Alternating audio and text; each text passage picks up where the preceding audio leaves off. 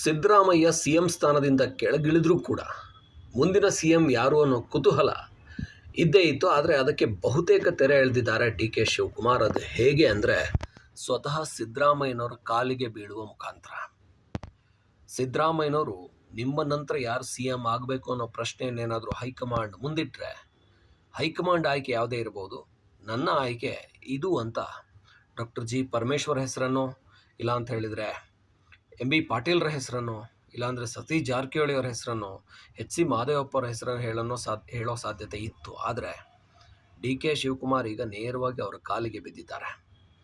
ಅದರರ್ಥ CLP meeting ಆದಾಗ, ಅಂದರೆ ಶಾಸಕಾಂಗ ಪಕ್ಷದ ಸಭೆ ಆದಾಗ, ಸಿದ್ದರಾಮಯ್ಯನವರು ಒಂದು ಪ್ರಮುಖವಾದಂಥ ಕಾರಣ ಆಗಿರ್ತಾರೆ ಯಾರು ಸಿ.ಎಂ ಆಗಬೇಕು ಅನ್ನೋದಕ್ಕೆ.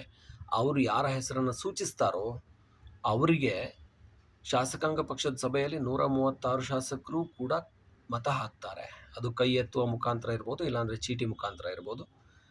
ಯಾರು ಮುಂದಿನ ಸಿ.ಎಂ ಆಗಬೇಕು ಅಂದರೆ ಶಾಸಕಾಂಗ ಪಕ್ಷದ ನಾಯಕ ಆಗಬೇಕು ಅನ್ನೋದಕ್ಕೆ ಒಂದು ಮತ ಆಗುತ್ತೆ. ಆ ಮತದಾನ ಆದಾಗ ಅದಕ್ಕೆ ಮೊದಲು ಯಾರು ಆಗಬೇಕು ಅನ್ನೋದು ಸೂಚಿಸೋದು ಸಿದ್ದರಾಮಯ್ಯನವರಾಗಿರ್ತಾರೆ, ಇಲ್ಲ ಹೈಕಮಾಂಡ್ ಸೂಚಿಸುತ್ತೆ. ಅದರಲ್ಲಿ ಸಿದ್ದರಾಮಯ್ಯನವರ ಒಲವನ್ನು, ಅವರ ನಿರ್ಣಯವನ್ನು ಕೇಳಲಾಗುತ್ತೆ. ಯಾಕಂದರೆ ಸಿದ್ದರಾಮಯ್ಯನವರು ಕಾಂಗ್ರೆಸ್ ಪಕ್ಷಕ್ಕೆ ದೊಡ್ಡ ಮತ ಬ್ಯಾಂಕನ್ನು ಇಲ್ಲಿವರೆಗೂ ತಂದು ಕೊಟ್ಟಿದ್ದವರು. ಅಹಿಂದ ಮತ ಬ್ಯಾಂಕನ್ನು, ಅದು ಅಲ್ಪಸಂಖ್ಯಾತ, ಹಿಂದುಳಿದ, ದಲಿತ ಮತ ಬ್ಯಾಂಕನ್ನು ತಂದು ಕೊಟ್ಟವರು. ಹಾಗಾಗಿ ಮುಂದಕ್ಕೂ ಅದು ಉಳ್ಕೋಬೇಕು ಅಂದರೆ ಸಿದ್ದರಾಮಯ್ಯನವರ ಆಯ್ಕೆಯ ವ್ಯಕ್ತಿಯೇ ಸಿ.ಎಂ ಆಗಿರಬೇಕು.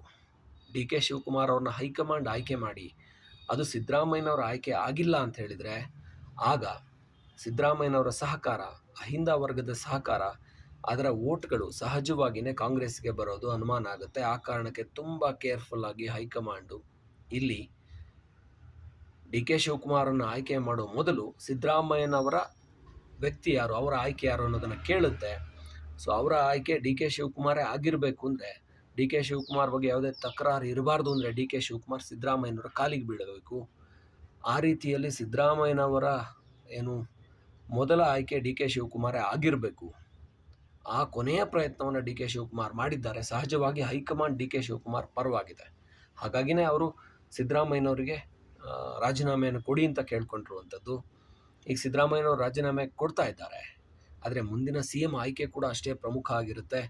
ಒಂದು ವೇಳೆ ಸಿದ್ದರಾಮಯ್ಯನವರು ಡಿ ಕೆ ಶಿವಕುಮಾರ್ ಅವ್ರನ್ನ ಒಪ್ಪಲಿಲ್ಲ ಅಂತಂದರೆ ಆಗ ಹೈಕಮಾಂಡ್ ಕೂಡ ಟೈಮ್ ತಗೊಳ್ಳುತ್ತೆ ಸಿದ್ದರಾಮಯ್ಯನವರ ಮನವೊಲಿಸೋದಕ್ಕೆ, ಯಾರು ಸಿ.ಎಂ ಮಾಡಬೇಕು ಅನ್ನೋ ಕಾರಣಕ್ಕೆ. ಹಾಗಾಗಿ ಡಿ ಕೆ ಶಿವಕುಮಾರ್ ಮೊದಲೇ ಒಂದು ಆ್ಯಂಟಿಸಿಪೇಟ್ರಿ ಬೇಲ್ ಹಾಕ್ಕೊಂಡ ರೀತಿಯಲ್ಲಿ ಸಿದ್ದರಾಮಯ್ಯನವರ ಕಾಲಿಗೆ ಬಿದ್ದಿದ್ದಾರೆ.